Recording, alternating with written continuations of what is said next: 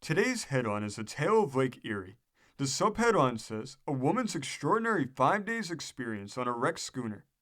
This article was originally reported from Dunkirk, New York on October 20th. It says, The recent disasters on the lakes, with their usual attendants of loss of life and destruction of property and narrow escapes of shipwrecked sailors and passengers, have given old lake sailors along the wharves their annual opportunity of recalling many curious and thrilling incidents in navigation on either one or the other of these great and treacherous inland seas.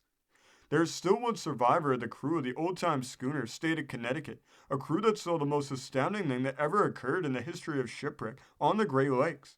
This old lake seaman is Grove Gollier of Conneaut. Captain Gilman Appleby says the old sailor was one of the first of the steamboat captains on Lake Erie. Before he took command of a steamer, he was the owner and the captain of the famous schooner State of Connecticut. Captain Appleby lived in Conneaut. The time I am speaking of, an aunt of his, Mrs. James of Blackrock, came on a visit to Conneaut, and while there got so homesick that she was determined to sail for home on Captain Appleby's schooner, the State of Connecticut, which was ready to start for Buffalo.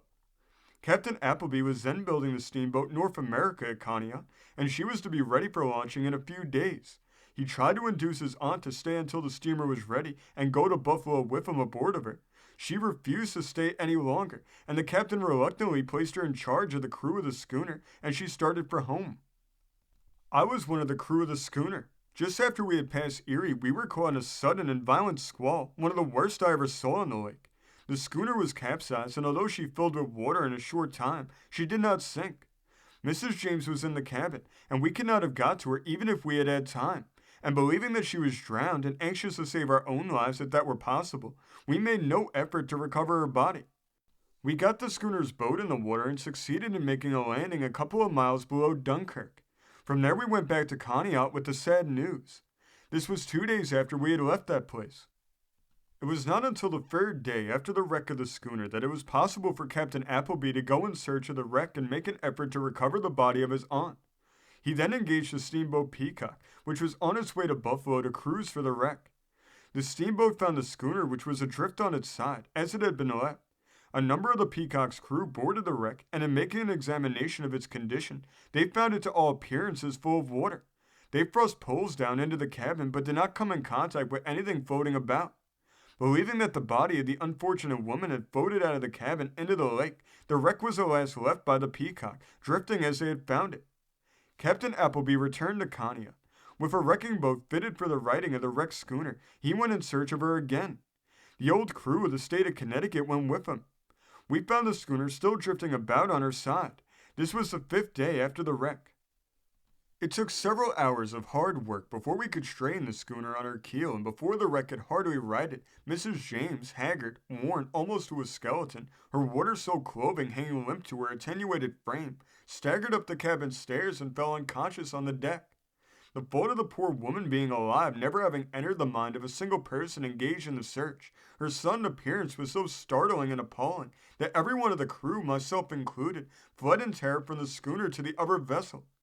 Even Captain Appleby and his son of Mrs. James, who was along in the search, were so astounded by the unexpected apparition that it was several minutes before they recovered their self-possession sufficiently to go to the aid of the unconscious woman. She was restored to consciousness after a long and persistent effort and removed to the other vessel. She was so weak that it was not until the next day that she was able to speak and tell the story of her marvelous survival during the 5 days she had been confined in the submerged cabin of the drifting schooner. When the schooner went over in the storm, she said she did not realize what had happened. She was thrown down, and when she rose to her feet, the water in the cabin was up to her waist. It subsequently rose to her armpits and remained at that height. The cabin door was open, but 3 feet under water, and so it was impossible for her to escape from the cabin. She had no idea what had become of the crew, but as it dawned on her that the schooner was wrecked, she supposed that they were all drowned. She was the more assured that she was the only living person left on the capsized schooner because her cries, repeated at short intervals for hours as she waited from place to place in the cabin, were met with no response. It was of course impossible for her to lie down, up to her armpits as she was in the water. She lost all calculation of time and heard no sound until she heard the tramp of the feet on the schooner's side over her head. This was the tramping of the crew of the steamboat Peacock that had boarded the wreck. She could hear the voices of the men overhead, and with all the strength she had, shouted to them, hoping to make them hear, but they did not. She saw the pole they thrust into the cabin and knew that they were trying to find what they supposed was her body, but it always came in at a spot out of her reach, and before she could get to it and grasp it, it would be withdrawn and put down at another distant spot. For at least an hour she was put to this torture, knowing that rescue from her awful peril was so near and yet so far beyond her. She shrieked until she was hoarse and could not utter another sound. At last the pole was withdrawn and was thrust in no more. Then she heard the men walk away and their footsteps were heard no more. She had failed to make her presence known. The last glimmer of hope, she said, then was gone. After the men had left the wreck, Mrs. James tried to drown herself. She drew her head beneath the water, but she could not keep it there. 3 times, a long interval, she made the attempt, but with the same result. Standing upright in the water, she fell asleep many times, only to be awakened as either her head fell forward into the water or her feet slipped from under her as she was submerged. Once, sometime during her terrible imprisonment, an onion came floating by her in the water. She seized and devoured it, and while she was eating it, she could not help but wonder why she should seek to prolong, even by the small nutrient that the onion might supply, the tenure of her misery. A long time after she had eaten the onion, a swollen water-soaked cracker, tossed by the oscillation of the drifting wreck, came within her reach, and she devoured that. The onion and the cracker were all that she had to eat during those terrible 5 days. That her mind did not give way beneath the awful strain of that unprecedented experience is one of the most remarkable things of all. Mrs. James said that she heard the approach of Captain Appleby's wrecking boat long before it reached the schooner. She did not know what it was, but she knew that it meant rescue for her. She said she had been standing in one spot for what must have been 48 hours at least, because she had no strength left to move. When the wrecking boat came alongside the schooner, she could not make a sound. She stood armpit deep in the water for all the hours we were working to right the schooner, hearing every word, but unable to let us know she was alive. As the work went on, she felt herself becoming dazed and knew she was approaching collapse. To faint before she was discovered meant death. She fought against it with all the strength she could command.